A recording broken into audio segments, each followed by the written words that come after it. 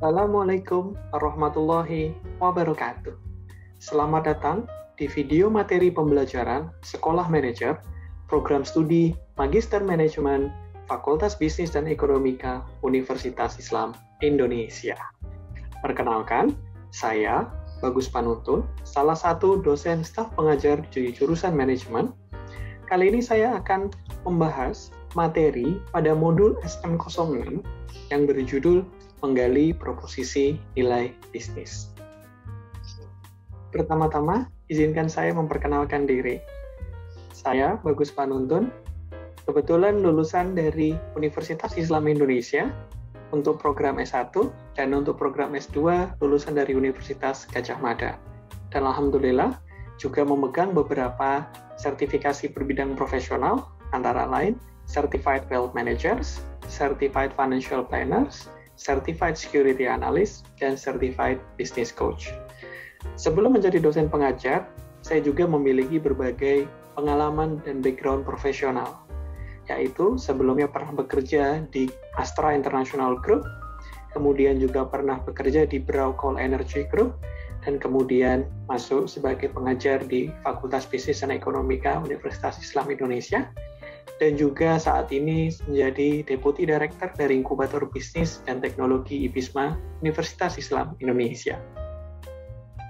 Selain memiliki professional background, saya juga memiliki startup dan entrepreneurship background, yaitu co-founder dari 2 startup digital, kemudian juga business coach di Inkubator Bisnis dan Teknologi IBISMA, UII, dan juga di Sekretariat Akselwira, yaitu Akselerator Kewirausahaan Indonesia.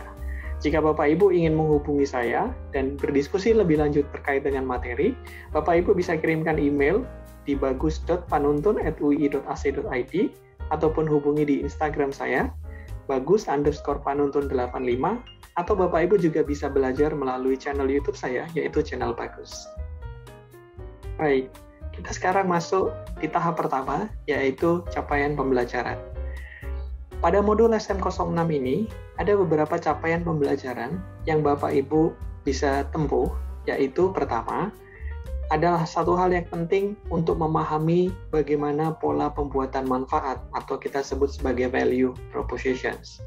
Dari situ, ketika Bapak Ibu telah memahami perihal value propositions, maka Bapak Ibu bisa mendapatkan kejelasan bagaimana sebenarnya manfaat value propositions dapat bekerja untuk konsumen.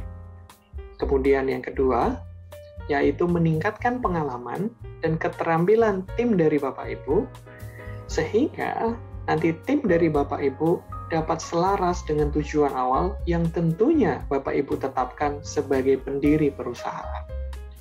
Kemudian, yang ketiga adalah sebagai upaya untuk menghindari membuang-buang waktu dengan ide yang tidak akan berhasil.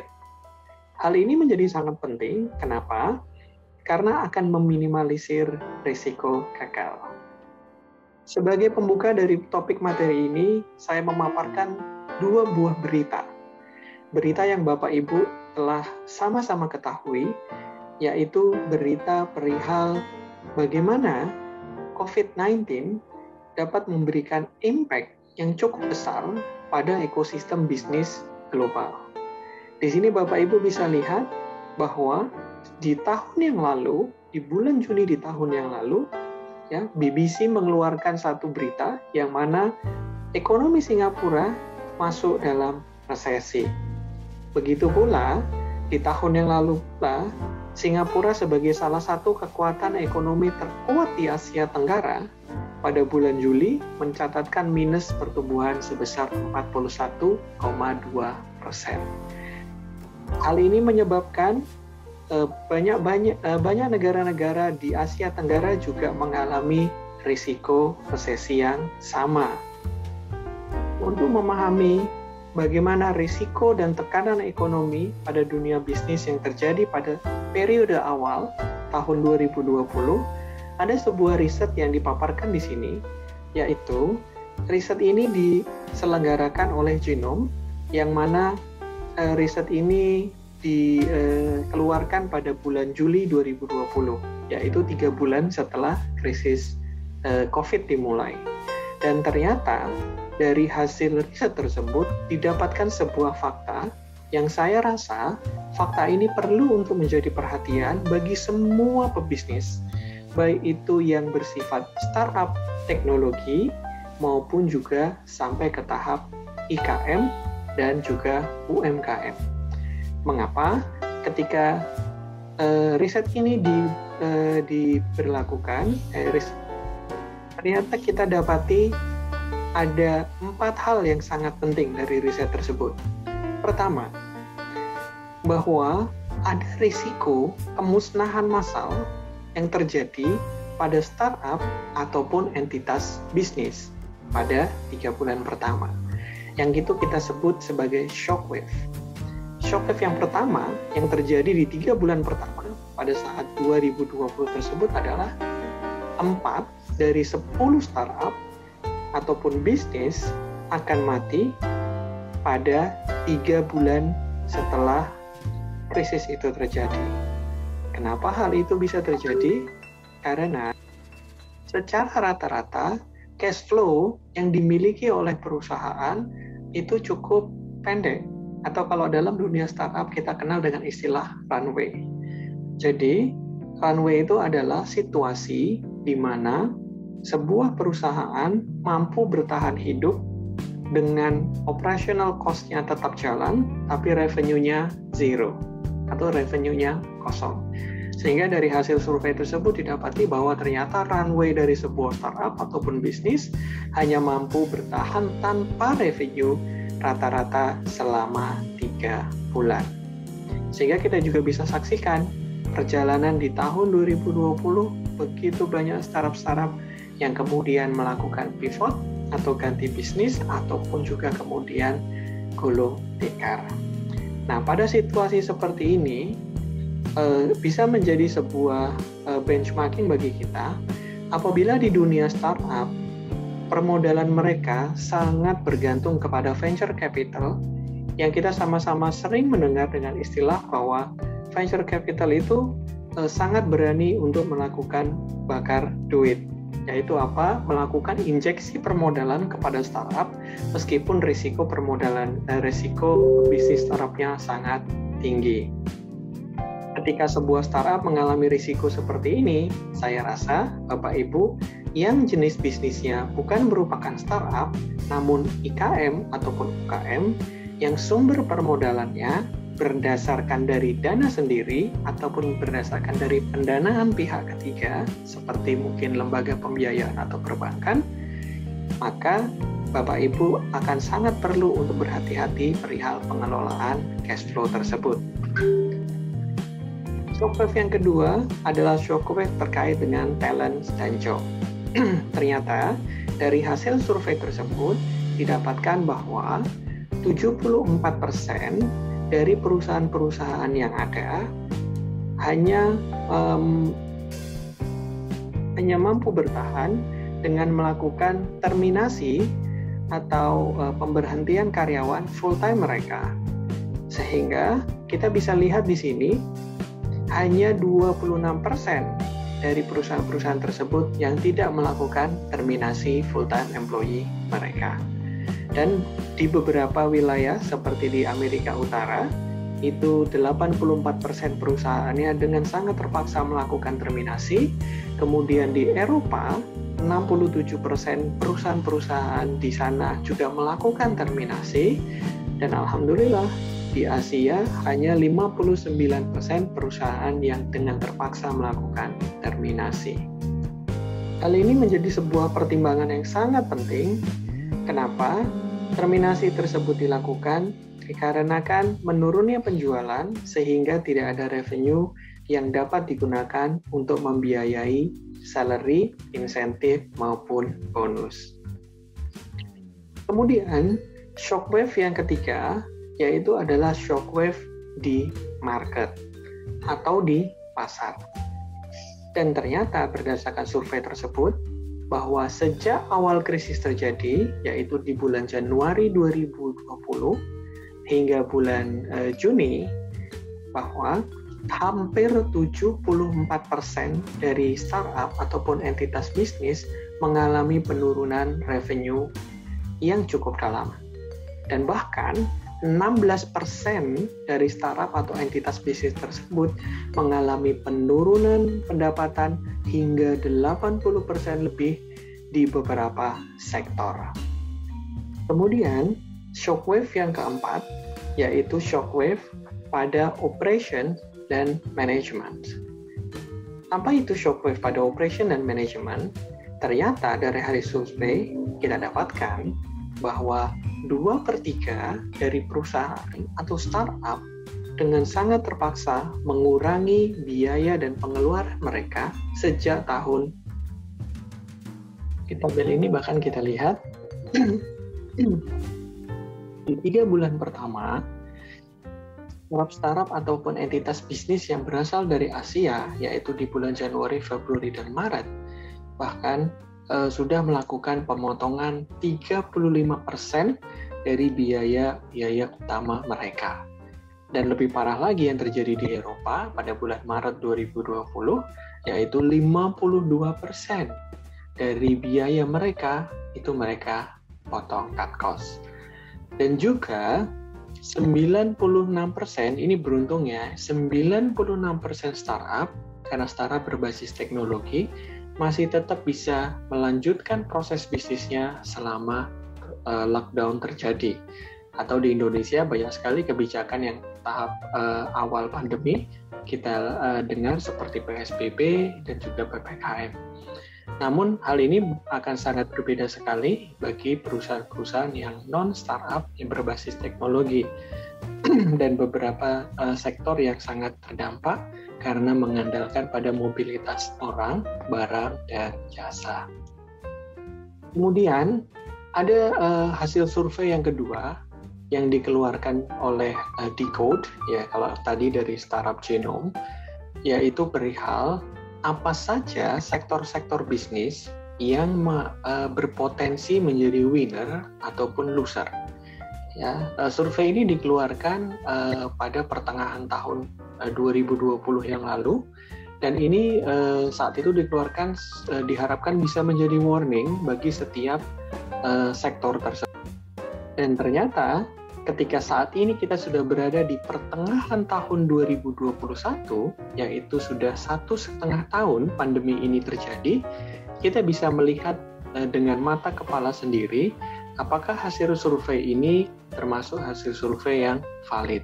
Dan ternyata memang benar, beberapa sektor-sektor yang pada saat itu diramalkan potential loser, yaitu adalah sektor-sektor misalnya yang sangat terdampak sekali, yaitu pariwisata, kemudian penerbangan, ya, kemudian maritim, ya, dan juga termasuk juga sektor industri otomotif, itu adalah sektor yang terdampak paling berat. Dan bahkan ketika beberapa kebijakan dari pemerintah, misalnya seperti PSBB, pembatasan mobilitas, dan lain sebagainya, membuat sektor ini menjadi sama sekali terdampak sangat kuat sekali. Dan juga kita juga bisa melihat selama 1,5 tahun, ya, dari survei ini dibilang bahwa bisnis yang akan potential winner atau dia survive dan bahkan bisa menghasilkan banyak keuntungan, yaitu adalah medical supply, ya, jadi bahan medis dan juga layanan-layanan medis, terus kemudian food processing, bisnis food processing dan juga food retail, ya, dan juga bisnis personal healthcare. Nah, kita lihat sendiri bahwa kebutuhan dari pandemi ini, ya, membuat industri kesehatan menjadi industri yang sangat dibutuhkan. Sehingga berapapun supply yang disediakan oleh market pasti akan habis karena demand terhadap produk-produk kesehatan yang sangat tinggi. Begitu juga dengan pangan. Tapi pangan di sini adalah bukan pangan yang siap saji dengan durasi daya tahan yang pendek, tapi pangan yang sudah dilakukan pemrosesan. Misalnya beberapa industri pangan kemudian berubah menjadi frozen food, sehingga punya daya tahan yang lebih panjang. Karena frozen food juga termasuk bagian dari upaya proses lanjut dari industri pangan, termasuk juga healthcare. Nah, Selain itu juga ada industri yang menjadi backbone. Waktu itu diprediksi industri yang berbasis teknologi itu akan menjadi backbone atau tulang punggung. Dia tidak tertekan terlalu banyak, tapi dia menjadi tulang punggung dari semua sektor, yaitu sektor ICT, yaitu Information and Communication Technology atau TIK, kemudian juga sektor e-commerce, dan juga sektor basic ya. Ini sektor basic adalah agriculture. Kenapa? Karena juga di beberapa negara di Eropa dan juga di Amerika, mereka mengoperasikan pertanian mereka tidak dengan padat karya, tapi dengan padat teknologi, sehingga dia bisa survive, dan juga termasuk penyuplai bahan baku yang sangat penting untuk food processing dan retail. Dari hasil survei ini kita bisa melihat bahwa ternyata memang dengan penurunan daya beli dari konsumen, kita perlu dan sangat penting sekali untuk memastikan bahwa satu, kita berada di sektor yang mana, sehingga kita juga bisa aware bagaimana tekanan resesi ekonomi dan juga tekanan pandemi COVID ini berdampak pada sektor bisnis kita. Terus kemudian juga yang kedua adalah kita harus memastikan perihal apa yang terjadi di konsumen.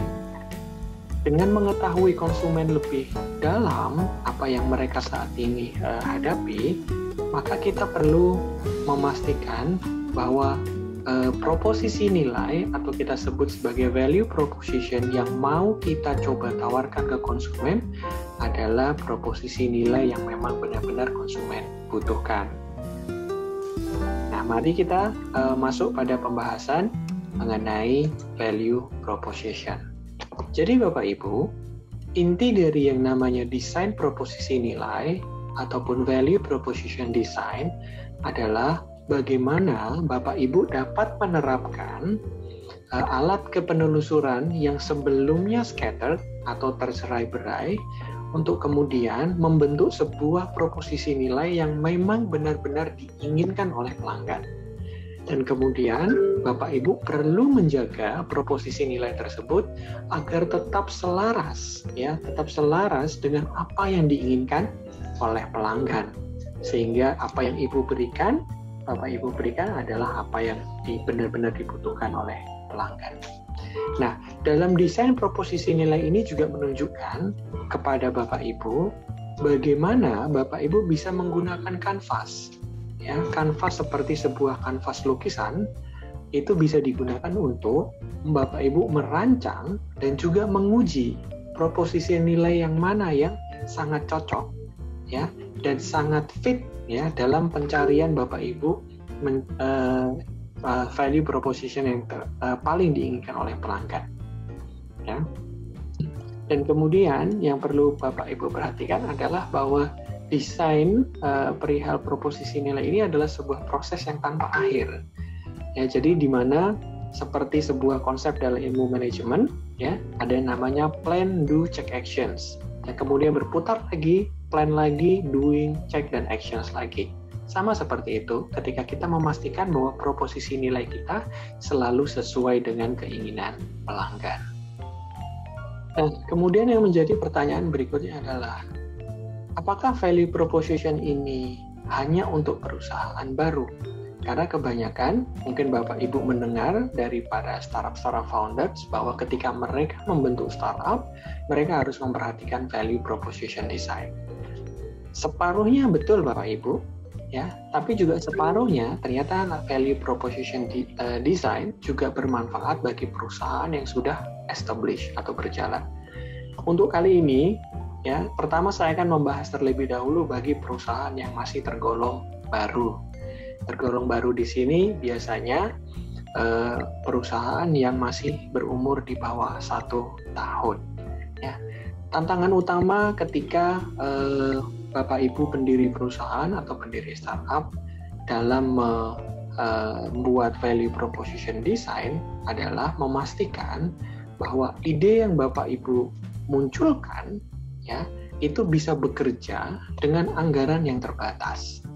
Karena yang namanya perusahaan baru, biasanya juga modal disetor itu adalah dari kantong sendiri. Sehingga karena itu dari modal sendiri, dan belum ada pendanaan pihak ketiga, sehingga harus benar-benar bijak dalam merencanakan ide mau masuk pada sektor industri mana dan juga produk yang seperti apa yang akan mereka diproduksi. Kemudian, apabila sudah ada rencana untuk melibatkan investor, maka pastikan Bapak Ibu bisa menggunakan value proposition design ini untuk mengukur apakah ide Bapak Ibu yang Bapak Ibu tuangkan ini itu memang benar-benar bernilai di mata investor. Karena kalau bisnisnya ini sangat bernilai, tentunya mereka akan tertarik melakukan injeksi permodalan. Gitu. Dan kemudian tantangan yang ketiga adalah risiko kehabisan uang sebelum menemukan proposisi nilai dan bisnis model yang tepat. Di dunia startup, hal ini sangat sering sekali terjadi, Bapak Ibu. Akan sangat beruntung bagi Bapak Ibu yang menjalankan bisnis dengan model yang bukan startup teknologi, namun menjalankan untuk model yang misalnya IKM dan UKM. Kenapa? Karena komposisi revenue di dalamnya itu sudah termasuk ada yang namanya HPP, harga pokok produksi. Nah, namun apabila di industri startup dan teknologi, mereka punya tantangan yang lebih besar sampai mereka benar-benar memastikan bahwa value yang mereka deliver itu cocok ke customer. Kemudian, sebenarnya value proposition design ini juga memberikan sebuah kesempatan-kesempatan yang bisa dimanfaatkan bagi perusahaan baru. Yaitu value proposition design ini bisa bermanfaat sebagai alat pengambilan keputusan dengan cepat, dan juga tangkas untuk keuntungan pendiri perusahaan. Kenapa? Karena value proposition design ini dituangkan dalam satu buah kanvas, satu lembar yang di situ berisi key point atau key strategies. Kemudian yang berikutnya adalah Bapak Ibu pendiri bisnis bisa memanfaatkan motivasi kepemilikan perusahaan tersebut sebagai pendorong kesuksesan. Kenapa? Karena biasanya Bapak Ibu sebagai seorang pendiri pasti akan memasukkan value Bapak Ibu ke dalam value perusahaan. Sehingga Bapak Ibu sebagai pendiri tentunya juga ada harga diri di situ, sehingga ingin agar perusahaan itu juga sukses karena perusahaan tersebut merepresentasikan pendirinya. Nah, sekarang kemudian yang kedua, apa sih manfaat value proposition design bagi perusahaan yang sudah berjalan? Ada tantangan utama yang tetap harus dihadapi bagi perusahaan yang sudah berjalan, yaitu pertama, biasanya ketika perusahaan sudah berjalan, maka struktur organisasi akan semakin besar. Apabila perusahaan baru hanya terdiri dari 5-10 orang di dalam satu organisasi, maka biasanya bagi perusahaan yang sudah berjalan di atas 1 tahun atau mungkin 2 tahun, organisasi perusahaan sudah mulai bertingkat, mulai dari pendiri, pemimpin perusahaan, mungkin juga manajer, dan juga staf dari perusahaan.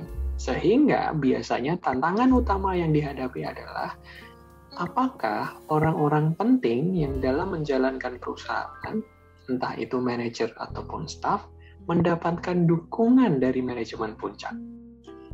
Kemudian, yang kedua adalah apakah tim Bapak Ibu bisa mendapatkan akses ke sumber daya yang ada.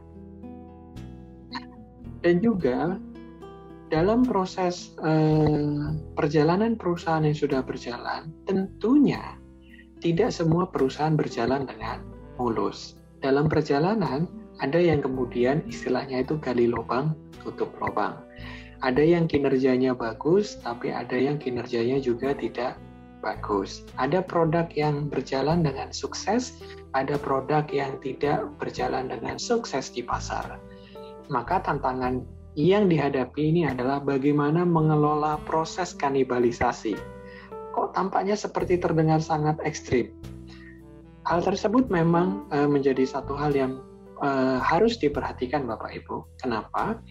Karena salah satu tujuan membuat value proposition design adalah membuat proposisi nilai yang efisien, sehingga Bapak Ibu perlu untuk pandai dalam mengelola kanibalisasi tersebut.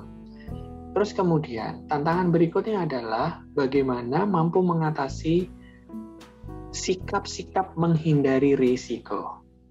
Bagi perusahaan yang masih baru, biasanya pendiri perusahaan punya semangat yang tinggi, daya juang yang tinggi, sehingga demi membesarkan perusahaan berani mengambil risiko.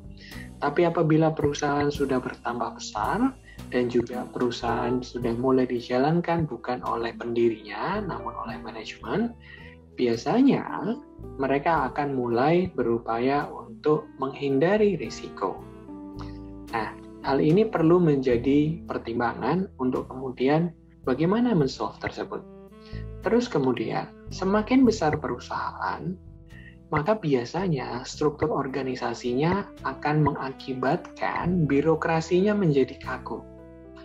Dan semakin banyak pihak, semakin banyak layer atau tingkatan di dalam organisasi, biasanya proses pengambilan keputusan juga akan semakin lambat.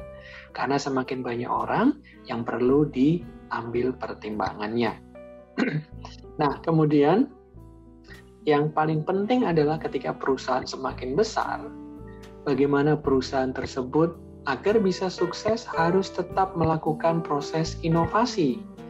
Nah, yang menjadi permasalahan adalah apakah di dalam perusahaan Bapak Ibu ada seorang atau lebih inovator-inovator yang itu belum tentu dari pendiri perusahaan, yang kemudian inovator-inovator tersebut dihargai sebagai salah satu bagian penting dari perusahaan Bapak Ibu.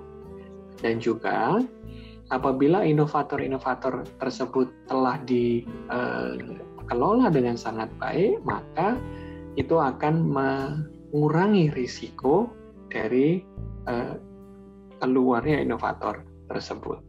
Namun, selain tantangan utama, ada juga kesempatan utama apabila Bapak Ibu memperhatikan value proposition design. Pertama, bahwa dengan value proposition design, maka Bapak Ibu bisa mengembangkan bisnis model tersebut. Jadi dari fondasi yang namanya value proposition design, kemudian Bapak Ibu bisa mengembangkan bisnis model. Terus yang kemudian Bapak Ibu bisa dapatkan kesempatannya adalah memanfaatkan aset yang telah ada.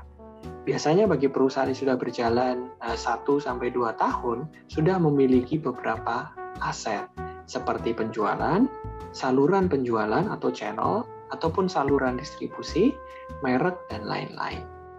Nah, kemudian ini manfaat yang berikutnya adalah Bapak Ibu bisa move to the next step atau maju ke tahapan berikutnya, yaitu membangun portofolio model bisnis.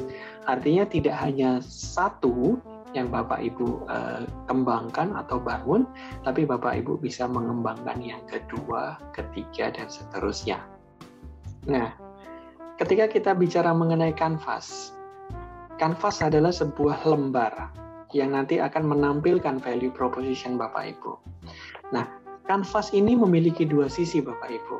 Sisi yang pertama, yang ada di sebelah kanan, yang Bapak Ibu bisa lihat dalam bentuk lingkaran, yaitu adalah profil pelanggan. Di mana nanti Bapak Ibu akan sangat penting sekali, sangat perlu sekali untuk memperjelas pemahaman Bapak Ibu terhadap pelanggan dari Bapak Ibu. Kemudian yang sebelah kiri yang berbentuk kotak, itu adalah peta nilai atau value map. Di mana nanti di sini Bapak Ibu akan menjelaskan bagaimana Bapak Ibu berupaya menciptakan nilai bagi pelanggan yang ada di sebelah kanan Bapak Ibu, yang ada di dalam kolom lingkaran. Nah, hubungan di antara keduanya ya seperti dilihat pada gambar, ya ada jembatan, ya orang-orang berjalan.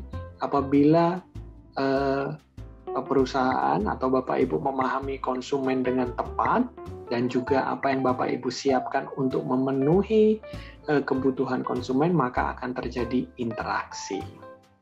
Sehingga di sini kita bisa lihat ya, kata kunci kesuksesan dari value proposition Bapak Ibu ada pada 3 huruf ini, yaitu fit. Ya, fit atau cocok. Antara apa?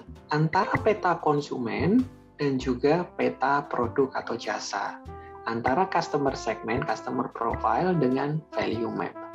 Sehingga Bapak Ibu perlu mengumpulkan data-data yang cukup detail dengan pemahaman terhadap konsumen. Dan kemudian Bapak Ibu juga perlu merancang strategi untuk menarik dan juga mendeliver produk dan jasa ke konsumen tersebut. Nah, nanti dalam salah satu penugasan, Bapak Ibu dapat berlatih untuk membuat value proposition canvas seperti yang ada pada gambar di atas. Dari sini Bapak Ibu akan belajar mengenali canvas yang terdiri dari kolom lingkaran atau customer segment, customer profile, dan juga value map yang berbentuk kotak.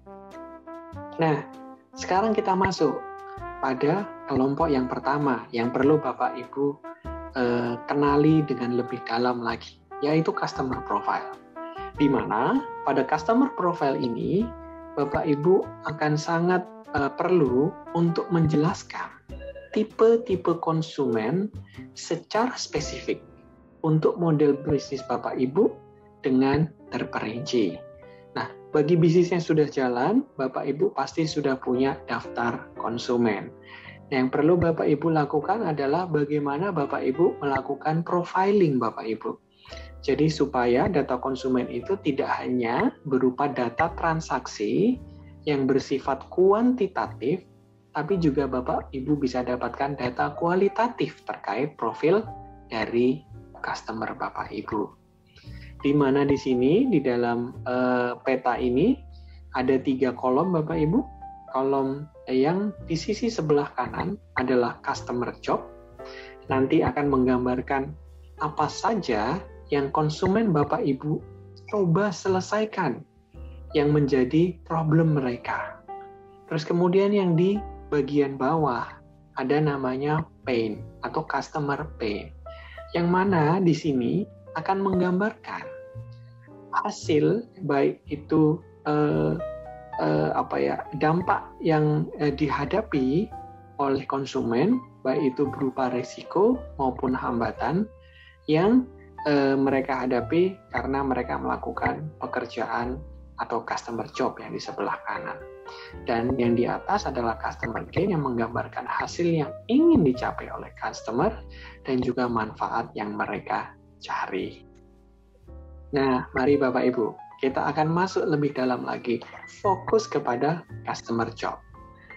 Nah, ketika mendalami customer job ini, Bapak Ibu perlu memahami apa sih yang customer lakukan setiap hari yang mereka rasa bahwa aktivitas-aktivitas yang mereka lakukan ini sangat perlu sekali dibantu.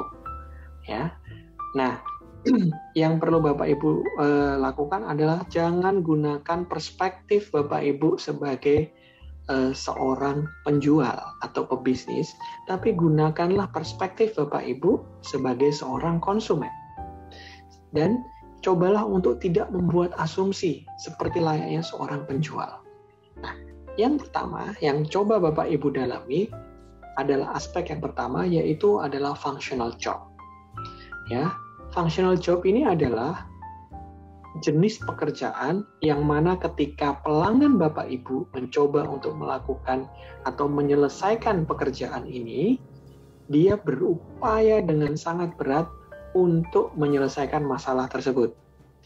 Biasanya aktivitas-aktivitas ini adalah aktivitas-aktivitas yang sangat primer yang dilakukan oleh customer Bapak Ibu. Kemudian yang kedua adalah social job. Social job ini adalah salah satu jenis pekerjaan yang sangat terkait dengan dunia sosial dari konsumen Bapak Ibu. yaitu ketika pelanggan Bapak Ibu ingin terlihat bagus, ingin terlihat terhormat dan mendapatkan kekuasaan ataupun status sosial. Nah, pekerjaan ini juga menggambarkan bagaimana pelanggan ingin dianggap oleh orang lain. Misalnya ingin terlihat trendy, ingin terlihat cantik, ingin terlihat ganteng, ingin terlihat kaya, ingin terlihat sangat positif. Nah, sehingga kita sebagai penjual harus aware dengan kebutuhan sosial dari konsumen kita. Kemudian yang ketiga adalah personal atau emotional jobs. Sesuai dengan namanya, berarti ini berhubungan dengan aspek personal ataupun aspek emosional dari pelanggan kita. Jadi hal ini terjadi ketika pelanggan Bapak Ibu sedang mencari satu situasi pada keadaan emosional tertentu, seperti ingin merasa nyaman, ingin merasa aman, ataupun ingin mendapatkan ketenangan, ya, sehingga Bapak Ibu kemudian bisa mengambil aspek emosional ini sebagai hal yang sangat dibutuhkan oleh pelanggan Bapak Ibu. Setelah Bapak Ibu mengisi apa saja aspek-aspek yang Bapak Ibu temukan pada pelanggan Bapak Ibu selama ini, kemudian silahkan Bapak Ibu urutkan pada tingkat relevansi, yaitu seberapa penting atau seberapa tidak penting hal tersebut dari perspektif pelanggan Bapak Ibu. Kemudian yang berikutnya adalah customer pain. Di customer pain ini akan menjelaskan apa saja yang menjadi derita ataupun gangguan bagi pelanggan Bapak Ibu yang apabila belum terpecahkan atau belum terselesaikan, maka hal ini akan menjadi beban yang berat bagi konsumen Bapak Ibu. Nah, apa saja aspek yang terkait dengan customer pain? Antara lain, satu, hal-hal yang tidak diinginkan oleh konsumen atau yang menjadi problem bagi konsumen. Antara lain, misalnya hal-hal pain yang sifatnya fungsional. Nah, misalnya customer Bapak Ibu tidak bisa melakukan kegiatan-kegiatan functional job seperti yang sebelumnya telah dijelaskan, ataupun Bapak Ibu konsumen Bapak Ibu tidak bisa mendapatkan manfaat positif ya, dari social jobs-nya, atau customer Bapak Ibu mendapatkan penderitaan terkait social jobs-nya, begitu pula yang emosional. Atau kemudian yang aspek yang kedua adalah halangan. Bapak Ibu perlu mencari tahu apa saja kemudian yang bisa mencegah pelanggan atau konsumen Bapak Ibu untuk menyelesaikan permasalahan mereka. Siapa tahu dengan Bapak Ibu mengetahui apa yang menjadi halangan konsumen dalam menyelesaikan permasalahan mereka, produk dan jasa yang Bapak Ibu tawarkan bisa membantu mereka. Ya, dan kemudian yang ketiga adalah aspek risiko, yaitu hal-hal yang bisa saja tidak sesuai dengan ekspektasi dari pelanggan. Ya, nah, hal ini juga bisa Bapak Ibu explore dari pelanggan Bapak Ibu. Kemudian kita masuk pada kolom customer gain. Nah, di kolom customer gain ini akan menjelaskan mengenai hasil dan manfaat yang diinginkan oleh customer Bapak Ibu. Ya, Bapak Ibu bisa mendapatkan data ini melalui beberapa aspek, yaitu aspek pertama adalah keuntungan yang dibutuhkan. Hal ini adalah sebuah keuntungan yang tanpa solusi yang Bapak Ibu berikan, maka pelanggan Bapak Ibu tidak akan mendapatkan manfaatnya. Ya, contohnya misalnya harapan paling dasar dari kepemilikan smartphone adalah bisa melakukan panggilan telepon. Kemudian keuntungan yang diharapkan. Jadi kalau yang pertama itu dibutuhkan, kemudian yang kedua adalah diharapkan. Ini adalah keuntungan yang relatif mendasar, yang kemudian para pelanggan itu mengharapkan. Jadi kalau diharapkan, itu dikasih dia senang, tidak dikasih juga tidak apa-apa. Terus kemudian yang ketiga adalah keuntungan yang diinginkan. Nah, kalau diinginkan ini berarti situasinya adalah keuntungan yang melampaui dari harapan pelanggan. Jadi kalau misalnya pelanggan sudah kita penuhi kebutuhannya, kemudian sudah kita penuhi harapannya, nah Bapak Ibu juga bisa mencari, siapa tahu ingin meningkatkan tingkat loyalitas pelanggan, yaitu mencari keuntungan yang diinginkan oleh pelanggan. Ataupun Bapak Ibu bisa mengeksplor keuntungan yang tidak terduga, seperti membuat surprise atau membuat promo-promo yang membuat pelanggan menjadi terkejut dan mereka sangat bahagia. Nah, setelah Bapak Ibu memahami customer profile, kita akan masuk bagaimana upaya Bapak Ibu untuk menciptakan nilai. Di kolom ini, yaitu kolom kotak, itu adalah value map atau peta nilai, yang mana nanti akan menjelaskan salah satu fitur proposisi nilai dengan secara spesifik bagaimana cara Bapak Ibu untuk mendelivernya. Ya, dimulai dari kolom yang di bagian bawah, ada yang namanya pain reliever, atau boleh dibilang obat yang mengobati pain dari customer. Nah, hal ini akan menjelaskan bagaimana produk dan layanan dari Bapak Ibu dapat menghilangkan customer pain dari pelanggan kita. Yang di atas itu adalah gain creator, yaitu akan menjelaskan bagaimana produk dan layanan Bapak Ibu bisa menciptakan gain seperti yang diharapkan oleh customer tadi pada kolom customer profile. Dan di sebelah kiri adalah daftar dari semua produk ataupun jasa yang akan Bapak Ibu tawarkan untuk memenuhi gain creator dan pain reliever. Baik Bapak Ibu, kita akan mulai masuk lebih dalam. Pertama adalah Bapak Ibu perlu membayangkan juga terlebih dahulu ya, sebagai fondasi awal, yaitu apa saja sih yang dimungkinkan sebagai produk dan services. Tapi ini tidak muncul duluan ya Bapak Ibu. Ini akan muncul setelah nanti Bapak Ibu membayangkan pain reliever-nya dan juga gain creator-nya akan seperti apa. Nah, supaya terbatasi ya, nanti pada pain reliever dan gain creator, maka Bapak Ibu perlu memahami ruang lingkup produk dan layanan. Yang pertama adalah Bapak Ibu bisa mendeliver produk layanan dalam bentuk fisik. Ya, fisik artinya berwujud, yaitu berupa barang. Ataupun Bapak Ibu juga bisa mendeliver berupa aset non-fisik atau yang tidak berwujud. Hal tersebut bisa seperti misalnya hak cipta, atau layanan, atau services, ataupun bahkan seperti bantuan purna jual misalnya, atau after sale service.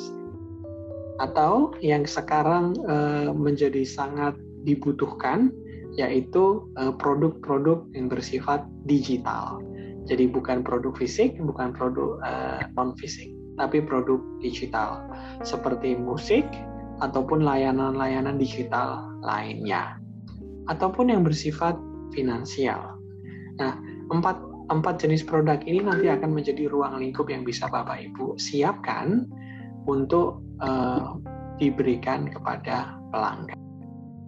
Nah, sekarang kita masuk pada hal yang cukup penting Bapak Ibu, yaitu bagaimana Bapak Ibu berupaya untuk membuat pain reliever, ya, atau obat yang akan mengobati derita pelanggan.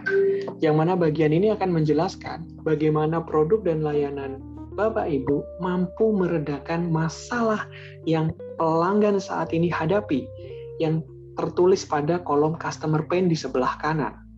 Ya, hal tersebut akan menjadi sangat penting apabila daftar customer pain yang Bapak Ibu sudah buat memang benar-benar customer pain prioritas utama dari pelanggan, dan di mana di sini di pain reliever ini Bapak Ibu harus secara eksplisit menguraikan satu persatu bagaimana cara Bapak Ibu berupaya menghilangkan atau mengurangi beberapa hal derita pelanggan tersebut.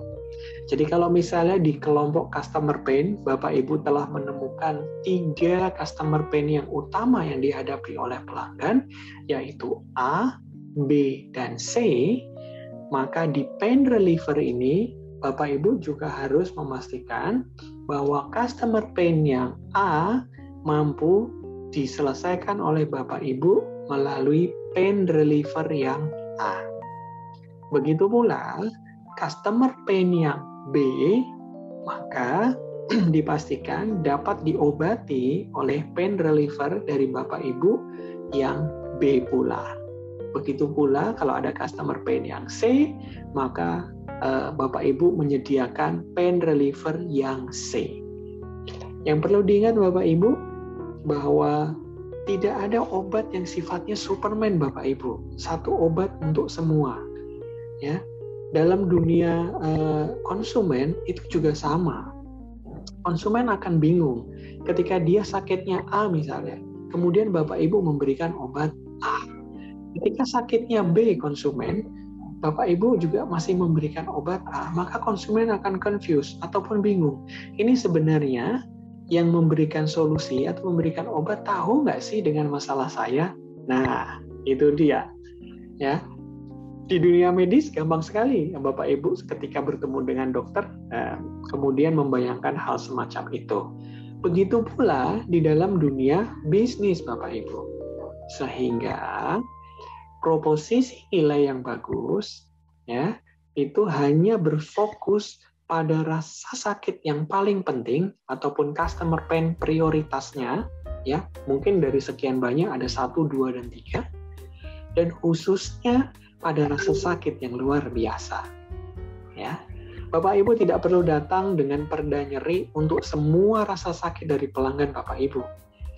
Ya, sehingga Bapak Ibu hanya cukup fokus pada yang paling prioritas. Nah, seringkali Bapak Ibu itu hanya perlu meringankan atau melayani proses penyembuhan tersebut dengan sangat baik.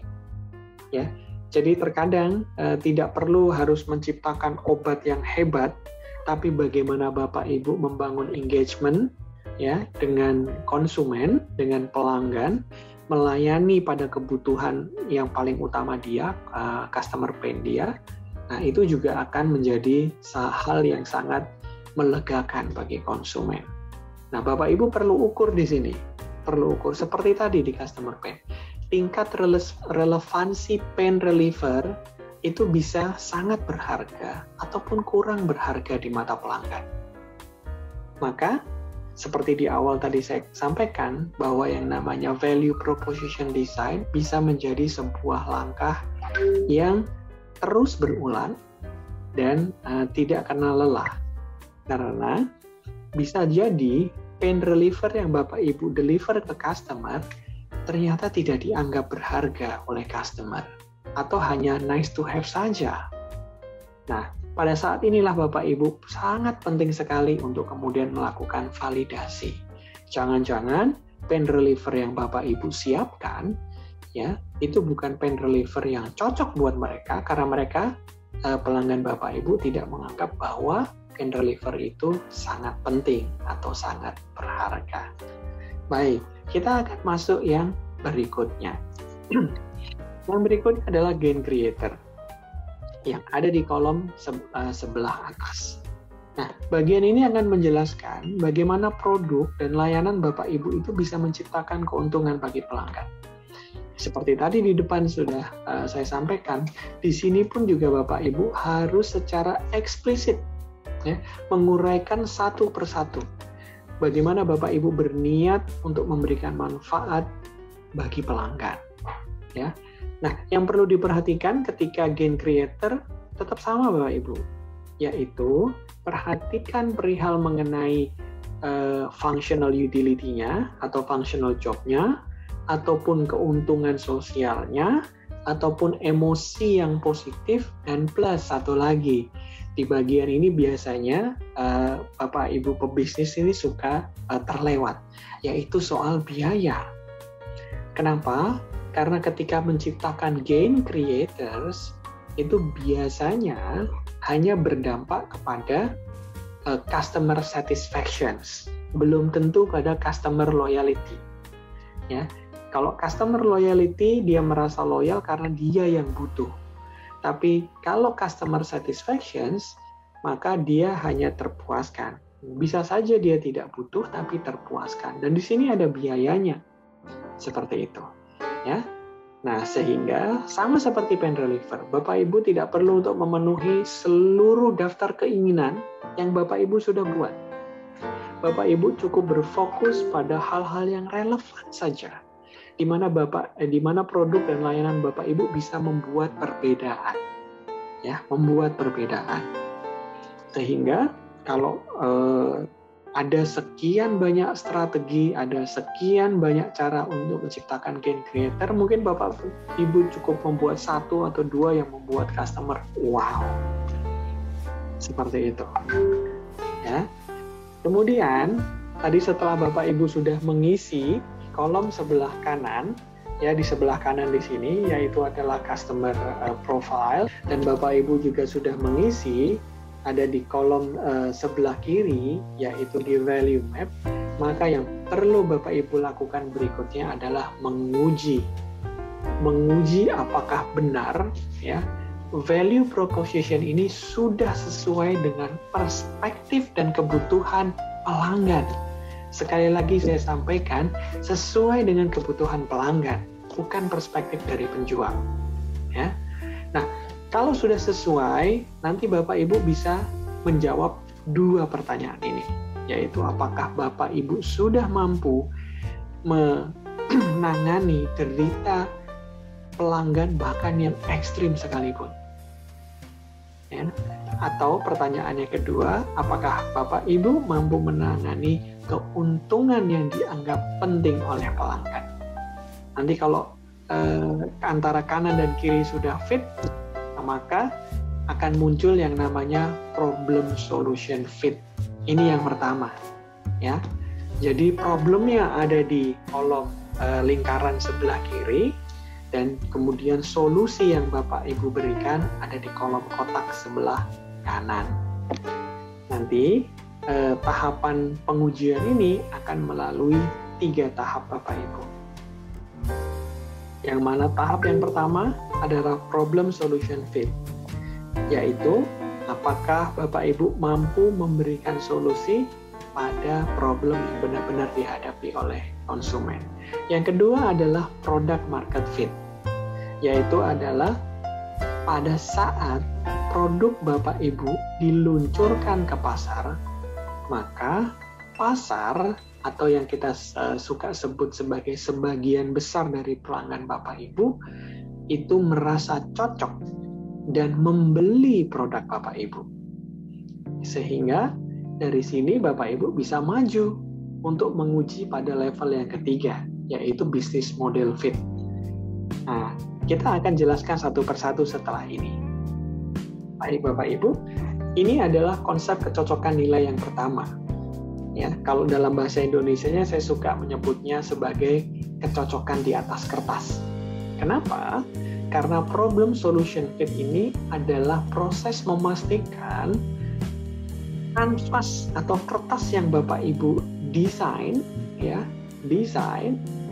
ketika di-deliver atau ketika dikasih tahu ke pelanggan Bapak Ibu, mereka kemudian tertarik, pengen tahu, mereka peduli, gitu ya, mereka penasaran, ya, dan akan menjadi sangat bagus sekali, ya, apabila rasa penasaran yang mereka ungkapkan ternyata sama seperti yang Bapak Ibu tuangkan di atas kertas kanvas yang telah Bapak Ibu buat.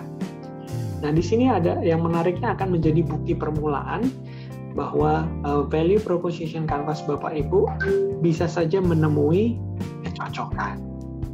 Nah, namun jika Bapak Ibu masih merasa, saya rasa saya masih belum yakin apakah value proposition saya ini benar-benar sesuai dengan kebutuhan pelanggan. Nah, di sini adalah tahap yang sangat penting Bapak Ibu, yaitu di mana Bapak Ibu harus mengidentifikasi dan membuktikannya dengan membuat prototipe. Ya, prototipe atau kita dalam bahasa Indonesia sebut purwarupa. Apabila itu berupa produk and services-nya berupa produk, maka Bapak Ibu harus membuat wujudnya, harus membuat barangnya, harus membuat bentuknya yang menjadi value map Bapak Ibu. Atau kalau misalnya Bapak Ibu berupa jasa, Bapak Ibu juga harus kemudian membuat simulasinya, ya, membuat proses simulasinya. Nah, kalau prototipe ini, prototipe produk maupun simulasi layanannya itu sudah Bapak Ibu rancang, mulailah cari konsumen Bapak Ibu yang sesuai dengan customer profile tadi yang di awal dan coba tawarkan, diuji ke mereka, ya, diuji apakah ya mereka benar-benar butuh hal tersebut dan mereka sangat nyaman dengan produk dan layanan tersebut. Dan kalau ternyata value proposition yang Bapak Ibu telah rancang tidak mendapatkan respon positif dari pelanggan, jangan khawatir Bapak Ibu. Jangan kemudian langsung berkecil hati dan juga merasa bahwa bisnis ini kok kayaknya kurang prospektif. Yang harus Bapak Ibu lakukan adalah yuk bersiap kembali untuk menggali proposisi nilai yang baru. Ya, jangan kemudian berhenti, ya, patah semangat, tapi kita coba kembali membuat proposisi nilai yang baru. Jangan-jangan ya proposisi nilai yang kita buat itu masih terjebak pada persepsi kita saja, bukan persepsinya pelanggan. Nah, untuk yang kedua, yaitu kecocokan di pasar. Jadi kalau yang pertama adalah kecocokan di atas kertas, yang kedua adalah kecocokan di pasar, yaitu product market fit. Pada bagian ini akan terjadi, ya, nanti Bapak Ibu akan memiliki bukti apabila Bapak Ibu telah menciptakan nilai bagi pelanggan Bapak Ibu, terutama ketika produk yang sudah Bapak Ibu luncurkan, sudah Bapak Ibu perkenalkan ke konsumen, ya, sebagian besar dari calon konsumen atau market itu mulai tertarik, atau kalau dalam istilah startup itu mulai mendatangkan traksi. Nah, bentuk ketertarikan bisa macam-macam Bapak Ibu. Ya, mulai dari mereka ingin bertanya lebih lanjut, mulai dari mereka kemudian mencari informasi secara mandiri misalnya, itu lebih bagus lagi. Terus kemudian pada tahapan ini adalah tahapan yang kritikal, di mana Bapak Ibu harus berusaha memvalidasi. Jadi kalau yang pertama tadi memastikan ketertarikan pelanggan, kalau yang di sini adalah Bapak Ibu harus benar-benar berani memvalidasi atau bahkan Bapak Ibu membatalkan berbagai macam asumsi yang telah Bapak Ibu tuangkan. Jadi kalau Bapak Ibu ternyata setelah tawarkan customer memberikan respon yang negatif, Bapak Ibu harus berani bilang no. Ternyata apa yang saya tuliskan sebelumnya ternyata salah. Gitu ya. Nah, di tahapan ini Bapak Ibu bisa saja kemudian mendapatkan berbagai macam pelajaran bahwa ide yang Bapak Ibu tuangkan sama sekali customer tidak peduli. Dan terpaksa Bapak Ibu harus merancang proposisi nilai yang baru. Itu biasa. Bahkan bagi dunia startup, ya, di dalam bisnis startup, mereka kemudian proses validasi ini ada yang memakan waktu sampai 1 tahun, ada yang memakan waktu sampai 2 tahun, bahkan ada yang sampai memakan waktu sampai 4 tahun. Nah, itulah kenapa tadi di awal saya sampaikan bahwa risiko bisnis jenis startup teknologi pada bagian product market fit ini menjadi sangat vital untuk mereka bisa survive dan bertahan. Nah, proses ini bisa saja terjadi berulang kali Bapak Ibu dan memakan waktu yang panjang. Jangan pernah kenal lelah untuk memastikan produk Bapak Ibu benar-benar diterima oleh sebagian besar calon pelanggan Bapak Ibu. Ya. Nah, berikutnya kita akan masuk pada konsep fit yang ketiga. Nah, di konsep fit yang ketiga ini Bapak Ibu, saya lebih suka menyebutnya sebagai fit di bank. Ya, di bank ini hanya istilah Bapak Ibu. Ya, istilah. Jadi pada bagian ini Bapak Ibu akan memiliki bukti, ya, yaitu bila proposisi nilainya atau value proposition-nya yang sudah Bapak Ibu buat di awal, terus kemudian produknya sudah Bapak Ibu lempar ke pasar dan sudah cocok dengan sebagian besar dari pasar yang Bapak Ibu tuliskan, maka hal yang Bapak Ibu perlu perhatikan adalah apakah ya di tahapan ini tingkatan bisnisnya bisa ditingkatkan kembali ataupun tingkat profitnya bisa dilipat gandakan.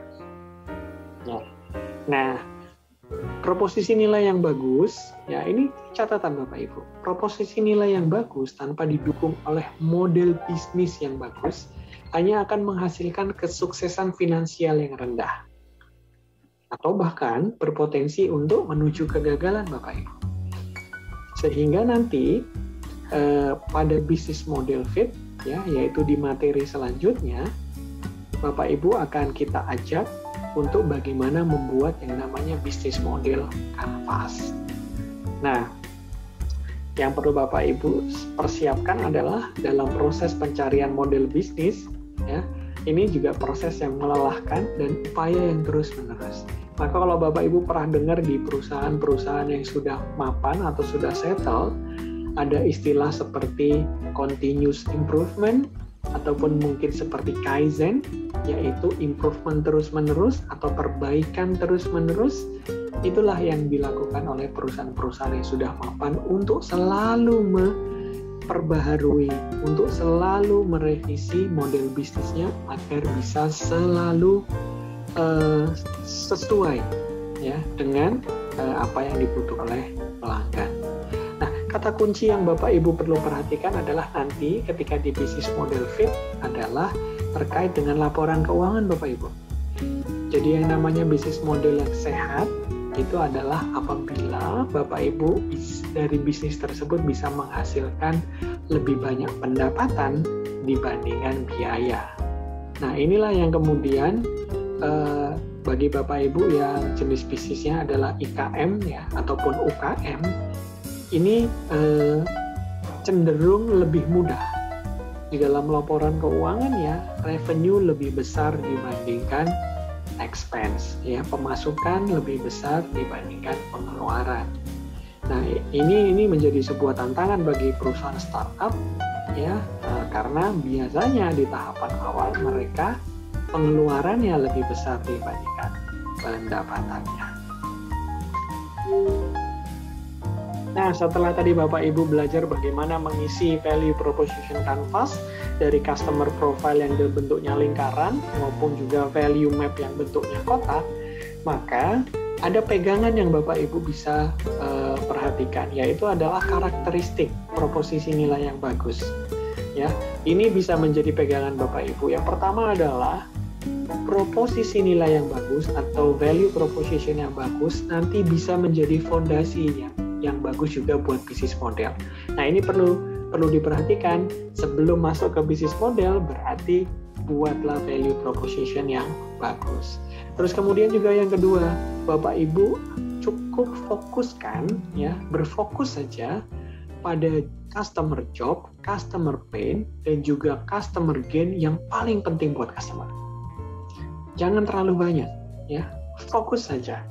Misalnya di awal tadi saya bilang, kalaupun misalnya ada 1, 2, dan 3, batasi. 3 saja yang menjadi masalah, itu di-solve oleh Bapak Ibu. Kemudian yang ketiga adalah fokus pada job yang tidak memuaskan, ya, atau pain yang tidak terselesaikan, atau bahkan gain yang belum terrealisasi. Yang keempat adalah Bapak Ibu cukup menargetkan sedikit saja job, sedikit saja pain, ataupun sedikit saja gain, tidak perlu banyak-banyak. Tapi Bapak Ibu melakukannya dan mendelivernya dengan sangat baik. Itu yang paling penting. Nah, sekarang yang kelima adalah bagaimana Bapak Ibu bisa melampaui functional jobs-nya ataupun mengatasi emotional dan social job-nya.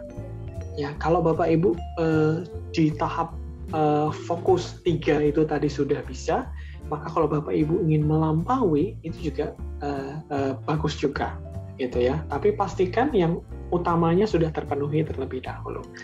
Kemudian yang keenam, sejalan dengan bagaimana customer kita mengukur. Nah, itu juga menjadi penting Bapak Ibu. Nah, yang ketujuh adalah fokus pada job, pain, dan gain yang orang-orang bersedia bayar mahal. Nah, inilah nilai bisnisnya Bapak Ibu.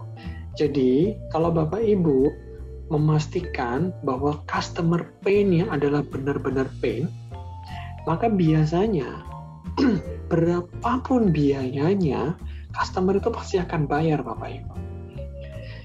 Sehingga kalau kita pakai bahasa yang umum ya, kalau misalnya derita customer ini tidak terobati, gitu ya, bahkan berisiko misalnya pada kematian, maka berapapun mahalnya obatnya atau pain reliever-nya, customer pasti akan beli. Gitu. Nah, terus kemudian yang kedelapan, Bapak Ibu perlu membedakan kompetisi ya di dalam job, pain, dan gain yang customer pedulikan. Jadi membuat leveling atau prioritas itu perlu dibedakan. Nah, terus kemudian bagaimana Bapak Ibu ketika nanti di dalam kompetisi juga dengan pesaing Bapak Ibu bisa mengalahkan persaingan secara substansi. Jadi tidak hanya satu dimensi saja. Contohnya misalnya Bapak Ibu dari customer pain, customer gain, sama di kolom tersebut Bapak Ibu punya 6, ya misalnya 3 customer pain dan 3 customer gain. Ya, pastikan Bapak Ibu tidak hanya unggul dari kompetitor di 1 dari 6-nya. Ya, tapi Bapak Ibu bisa unggul misalnya minimal 4, ya, 4 dari 6 tadi. Gitu. Nah, sehingga Bapak Ibu bisa istilahnya memenangkan persaingan secara substansial, karena itu yang sangat penting, terutama yang customer pain. Kalau Bapak Ibu bisa jawab semuanya, Bapak Ibu bisa deliver obatnya semuanya, Bapak Ibu pasti akan memenangkan persaingan. Dan yang terakhir, ini yang nomor 10, dari karakteristik value proposition yang bagus, yaitu adalah sulit dijiplak. Jadi, solusi yang Bapak Ibu coba tawarkan itu sangat sulit untuk ditiru oleh kompetitor Bapak Ibu. Kalau misalnya kiranya solusi yang Bapak Ibu tawarkan mudah sekali ditiru oleh kompetitor, berarti value proposition Bapak Ibu bagus. Atau kalau misalnya dalam waktu misalnya 1 bulan saja kompetitor sudah bisa meniru, berarti Bapak Ibu akan langsung terancam dari kompetitor tersebut, gitu ya, dalam memenangkan hati pelanggan.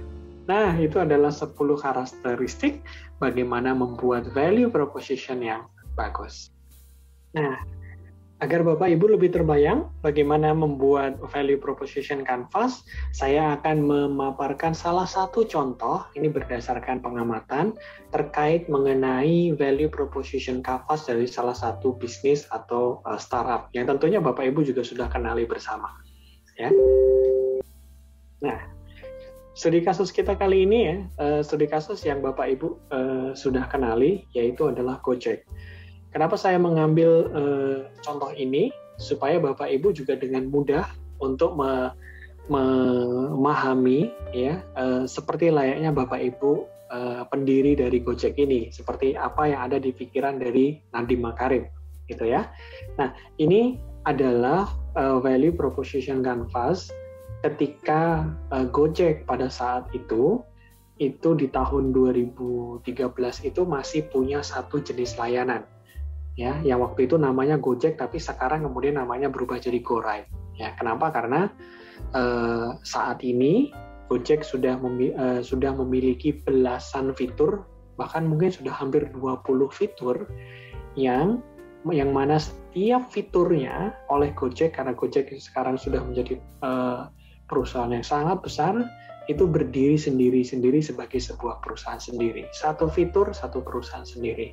Nah, kita akan flashback, ya, flashback bagaimana membayangkan seorang Nadiem Makarim membuat value proposition canvas yang menghasilkan go-right waktu itu.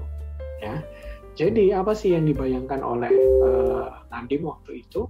Ketika Nadiem melihat, Nadiem yang waktu itu ada di Jakarta, melihat customer job yang paling berat bagi orang Jakarta itu adalah apa? Sampai ke lokasi tujuan dengan selamat.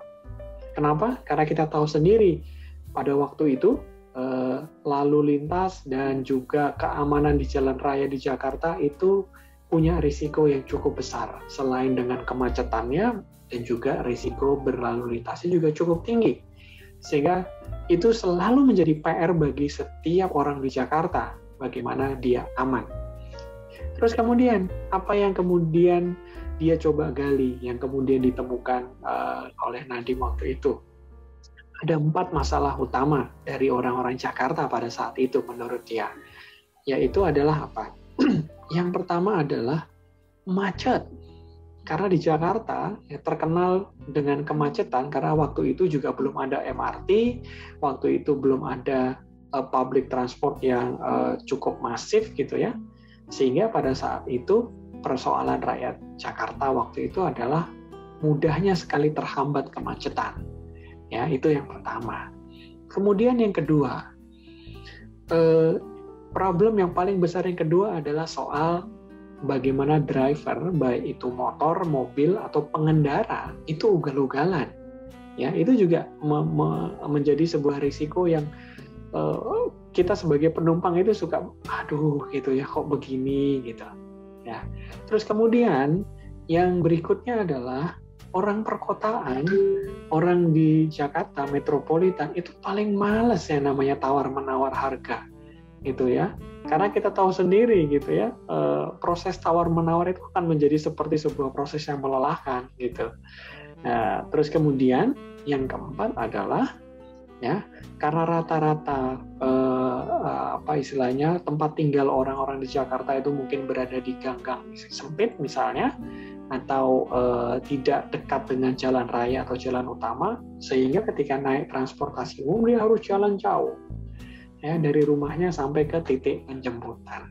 Nah, 4 masalah inilah yang kemudian ditangkap oleh Nadiem waktu itu, kemudian dijadikan sebagai customer pain. Dan juga kemudian Nadiem mencoba mengeksplor, kira-kira kalau saya mau memberikan lebih kepada customer saya, gitu ya. Jadi kalau yang bawah itu adalah untuk menciptakan customer loyalitas sehingga dia akan loyal, tapi yang di atas Nadiem akan berupaya untuk membangun customer satisfaction. Waktu itu dia berpikir, oh ternyata orang-orang di Jakarta itu, gitu ya, orang-orang di Jakarta itu pertama kali yang mereka inginkan itu adalah transportasi murah. Ya, transportasi murah. Meskipun bukan berarti orang Jakarta itu tidak punya uang, tidak gitu. Tapi kalau misalnya mereka diberikan satu transportasi yang murah dengan tarif hemat, mereka akan senang, gitu ya. Terus kemudian yang kedua, ya customer gain yang kedua itu adalah apa? Tidak repot untuk menyiapkan uang pas. Ya, kenapa? Karena dalam proses tawar-menawar, kemungkinan yang terjadi adalah harga yang ditetapkan tidak sesuai dengan ekspektasi awal atau uang yang sudah disediakan di awal oleh si pelanggan. Nah, karena rata-rata paling repot untuk menyiapkan uang yang pas karena kita tidak tahu, maka kemudian waktu itu nanti membuat sebuah fitur gitu ya yang memudahkan untuk punya uang supaya pas sesuai berapapun biaya perjalanannya. Terus kemudian yang berikutnya adalah bisa komunikasi dengan driver. Ya, hal ini menjadi penting karena untuk memastikan bahwa driver itu sampai ke tempat kita penjemputan, ke titik penjemputan. Karena dimungkinkan lokasi driver itu yang pada saat itu sudah dibekali dengan peta, ya ternyata titik penjemputannya bisa saja berbeda. Nah, sehingga bisa berkomunikasi tanpa keluar pulsa. Jadi tidak dengan menggunakan pulsa telepon, tapi langsung dengan aplikasinya. Nah, terus kemudian ini solusi tambahan waktu itu, yaitu terlindung dari polusi.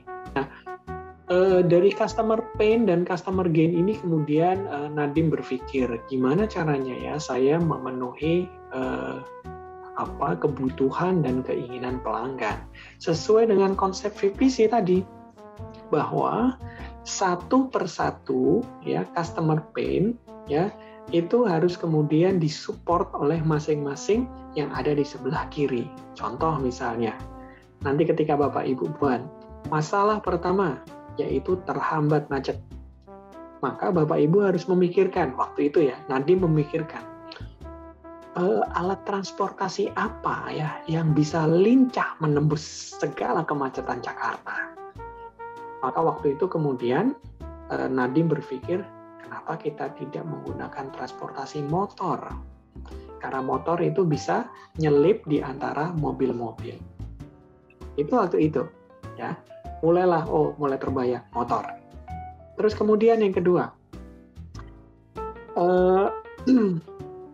untuk memastikan kalau dia pakai motor, drivernya tidak ugal-ugalan.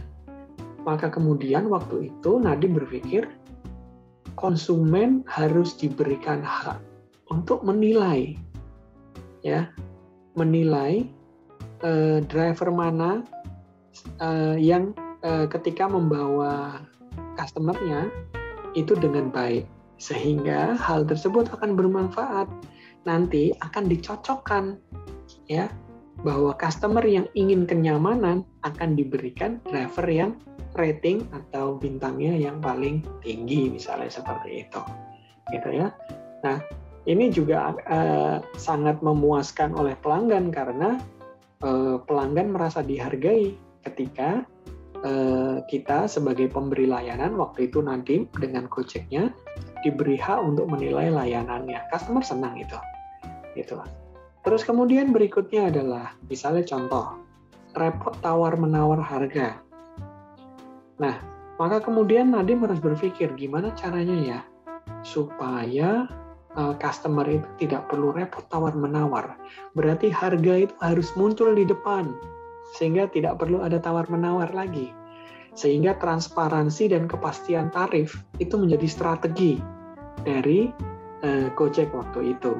Bahkan ketika sebelum deal melakukan eksekusi transaksi, maka perkiraan biaya yang nanti akan dikenakan oleh pelanggan sudah muncul duluan, ya, sebelum dia melakukan deal transaksi, gitu. Dan kemudian untuk yang customer pain yang keempat, yaitu jauh ke pinggir jalan, maka Gojek memastikan bahwa driver harus melakukan penjemputan di titik penjemputan awal, ya, sehingga ini sangat memuaskan. Dimanapun lokasinya pelanggan itu akan didatangi oleh driver. Nah, ini adalah 4 pain reliever yang waktu itu Nadiem coba berikan solusinya. Ya, begitu juga yang sama yang di gain creator. Ya, jadi satu poin yang ada di sebelah customer gain akan dijawab oleh satu gain creator yang di sebelah kiri. Ya, begitu pula kalau ada 4 maka ada 4. Sehingga waktu itu akhirnya dari pain reliever dan juga gain creator, Nadiem mewujudkan itu dalam sebuah aplikasi Gojek, aplikasi berbasis Android waktu itu. Gitu. Karena sebenarnya Gojek di tahap awal, ya, Gojek itu sudah running sebelum 2013, namun dengan sistem yang berbeda. Nah, ketika tahun 2013 itu kemudian meredesign kembali value proposition-nya, dan kemudian muncullah Gojek yang berbasis aplikasi. Nah, dari sini Bapak Ibu bisa memiliki gambaran akhirnya. Jadi bagaimana seorang Nadiem kemudian membesarkan startup-nya yang bernama Gojek, dan sekarang Gojek juga sudah menjadi salah satu startup dekakorn. Ya. Nah, berawal dari value proposition canvas yang dibuat oleh foundernya.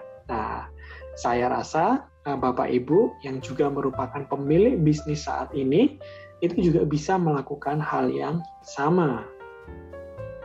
Sehingga seperti tadi yang saya bilang, ya, bahwa yang namanya value proposition design itu juga tidak hanya bermanfaat bagi perusahaan baru, tapi juga bermanfaat bagi perusahaan yang sudah berjalan. Nah, ya, dalam hal ini, misalnya dengan studi kasusnya di Gojek, ya, Gojek itu sudah berdiri, kalau tidak salah, dari tahun 2010. Ya, artinya sudah berdiri selama 2-3 tahun waktu itu, tapi kemudian Gojek melakukan redesign value proposition-nya, dan kemudian lahirlah Gojek dengan startup berbasis aplikasi seperti yang kita ketahui sekarang ini. Nah, saya rasa ini menjadi sebuah media pembelajaran untuk kita merevisit kembali, mengeksplor kembali apa strategi dan value proposition yang sudah Bapak Ibu bangun di bisnis Bapak Ibu saat ini. Baik, alhamdulillah. Tibalah kita di penghujung materi. Jadi demikianlah materi tentang bagaimana menggali proposisi nilai bisnis Anda. Semoga materi yang sudah kita bahas tadi dari ujung sampai ke ujung dapat memberikan manfaat bagi kita bersama. Akhir kata, perkenankan saya, Bagus Panuntun, yang ditemani oleh kembar saya, mengucapkan terima kasih telah menyaksikan video materi pembelajaran Sekolah Manajer, Program Studi Magister Manajemen, Fakultas Bisnis dan Ekonomika Universitas Islam Indonesia. Semoga materi ini bermanfaat buat pengembangan bisnis Bapak Ibu dan juga buat kita bersama. Assalamualaikum warahmatullahi wabarakatuh. Terima kasih.